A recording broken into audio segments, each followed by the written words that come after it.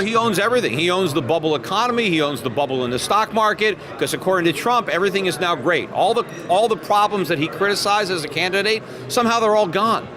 Everything is great. All of a sudden, the unemployment numbers are legitimate. They were fake when he was running for office. Now, all of a sudden, we're supposed to believe them just because he's the president, right? So, but we are headed for a major economic crisis. It will make the 2008 financial crisis look like a Sunday school picnic. The similarity will be capitalism will get the blame, just like it did last time. Bush got the blame because he was in the White House. It was Greenspan that really created the problem, much more so than Bush, just like Bernanke and Yellen have inflated the bubble that Trump had inherited. But he's going to get the blame when it pops, right? All the people that voted for him that were so enthusiastic because he promised everything. Remember, you always want to under-promise and over-deliver. Trump has overpromised, and he's going to deliver nothing. He's going to deliver pain and misery to so many people who voted for him.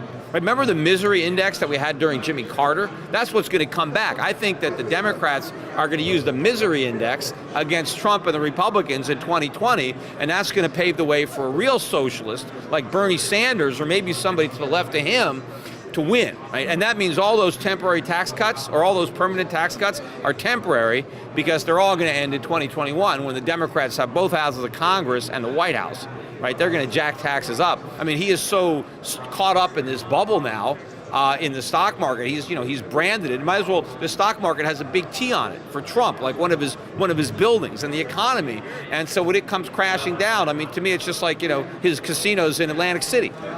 But you can't cut taxes and not cut government spending, because taxes pay for government. Inflation. And so if you're just going to cut people's taxes, but say we're not going to eliminate any government. In fact, under the Trump administration, the government is getting bigger. So they're increasing the size of government and the amount of government spending, and they're reducing the taxes. So how is that government going to be paid for? It has to be paid for. So the government is going to pay for it by creating debt and by creating inflation. And the truth is that paying for government with debt and inflation is more expensive than current taxation. So all the people who are getting a tax cut are really getting a bill.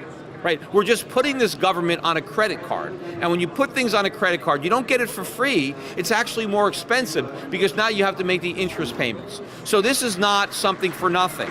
This is a bad deal that voters are getting. They just don't understand how bad it is. And Trump is taking credit for it, and it is not good. I like lower taxes, but only if we have smaller government. So that means if you shrink government, you can relieve the taxpayers of the burden of paying for it.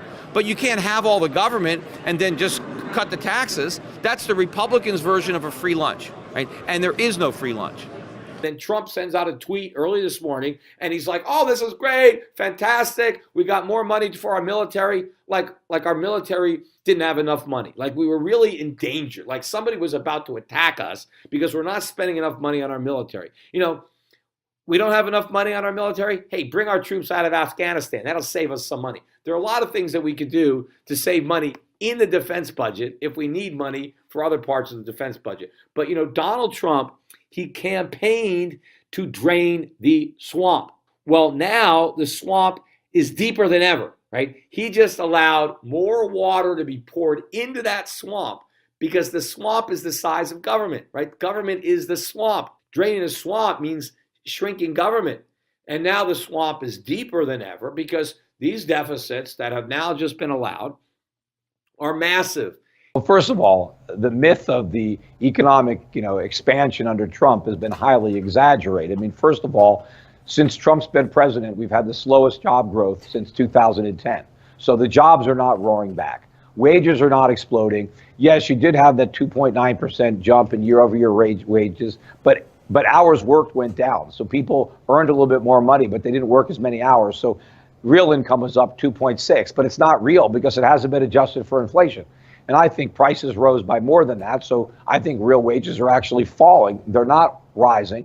What is rising is the trade deficit. The trade deficit expanded by 12% in the first year of Trump. He ran as a candidate saying that we were losing on trade deficits.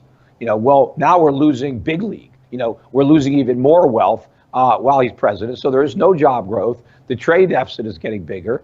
The GDP, the trade deficit was so big that they're going to have to downwardly revise the fourth quarter GDP, which was only 2.6. Who knows where it's going to go? But by the time they revise the entire year, which I think was 2.3, I think they're going to revise it lower. And it's going to turn out that the first year under Trump, the economy grew by lower than the average of the 4 years of Obama's second term. So growth hasn't even picked up. It's actually slower. So this is all nonsense. The economy is not improving.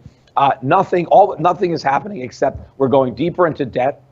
And this is a huge problem. And yes, we have some tax cuts and we borrowed the money to pay for them. So we're putting all this government on a credit card, but that is a more expensive way to pay for it because we got to pay the interest. And of course, we end up with more inflation because the Fed ends up monetizing it. And that is what's going on. You're going to return to stagflation.